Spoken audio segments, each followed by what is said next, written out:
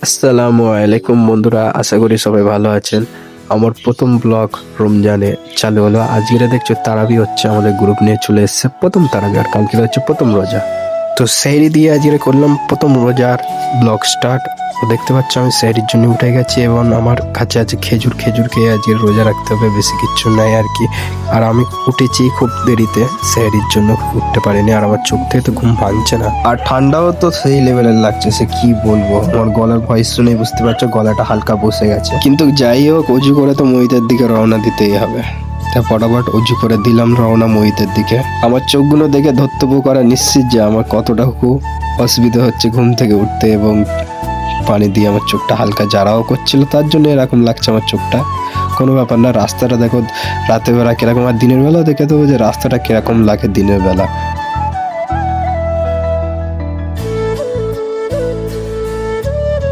আলহামদুলিল্লাহ মইতে আমি পৌঁছে গেছি, সুবহানাল্লাহ। দেখতে পাচ্ছ কত লোক আছে, আম টাইমে এরকম লোক দেখা যাবে না নামাজ পড়তে গেলে। রমজানের সময় রমজানের বরকতে, রমজানের মায়ায় সব ছুটে ছুটে মইতের দিকে চলে আসে। আর আমি নিজেও জানি যে এই ব্লগটা আমি ততটা ভালো করতে পারিনি যতটা আমার করার ছিল, কিন্তু তোমাদের মায়া মহব্বতে আমি পরের ব্লগটা নিশ্চয়ই ভালো করব।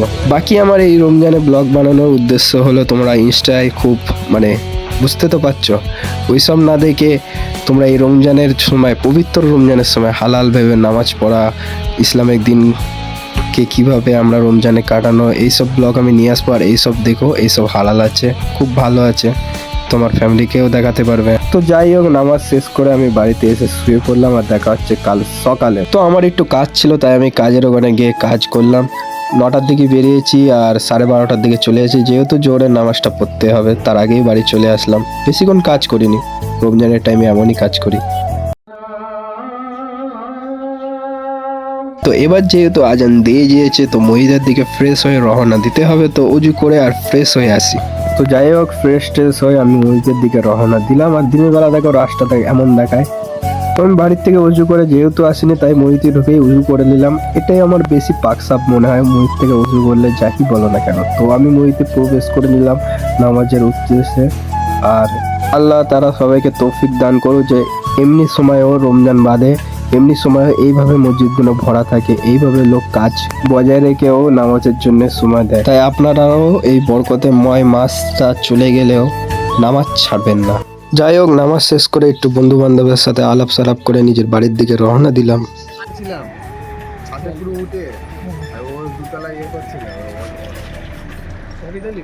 তারপর দেখুন, এই বিড়ালটা আমার খুব শখের, বিড়ালটা আমি খালি বাড়ি আসলে আমার করে এসে বসে, দেখতেই পাচ্ছ। সময় হয়ে গিয়েছে, এখন আসরের নামাজ পড়তে যেতে হবে, তো আমি আস্তে আস্তে যেতে লাগলাম মসজিদের দিকে। আর দেখতে দেখতে আমার দুটো বন্ধু এসে বাইক নিয়ে হাজির হয়ে গেল, তাই বাইকে উঠে বললাম, আর এই দেখো ছোট ভাই। রোজার চারটা আমার লেবা হয়নি, তাই আজ পেয়ে গেলাম, তাই নিয়ে নিলাম রোজার চারটা। আর আমরা নামাজ পড়তে বসে গেলাম এখানে। দেখতেই পাচ্ছ মহিতে কত মুমিন বান্দারা এসছে, রোজাদার বান্দারা, মাশাআল্লাহ, আলহামদুলিল্লাহ। তো নামাজ শেষ করে আমি বেরিয়ে গেলাম স্কুল মাঠের দিকে, কেন কি ওখানে হচ্ছিল ক্রিকেট ম্যাচ, প্রত্যেক দিনই হয়, তাই একটু টাইমটা পাস করার জন্য দেখতে লাগলাম খেলা। আর দেখতেই দেখতে আমাদের ইফতারের সময়ও চলে আসলো, তো মহিতের দিকে রওনা দিলাম বন্ধু বান্ধবদের সাথে।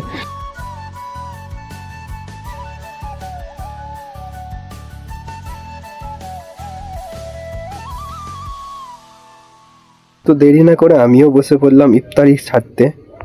আরে দেখো গাইস, এখন ইফতারি ছেড়েই আমার কাজে আবার দৌড়তে হচ্ছে, কেন কি আমি দুই জায়গায় কাজ করি, একটা হয়তো মেডিকেল লাইনে, আর একটা আছে রাজমিস্ত্রি, পুট্টির কাজ, লেবারের কাজ, যাই বলতে পারো। দেখতে পাচ্ছ মেডিকেলে চলে এসেছি, এখানে জব করি। আর মেডিকেলের ব্লগ আমি নেক্সট ভিডিওতে আনবো, তো ততক্ষণে সাবস্ক্রাইব করে রাখো। আমি পরের ব্লগে দেখিয়ে দেবো কি আমি এখানে কি কাজ করি।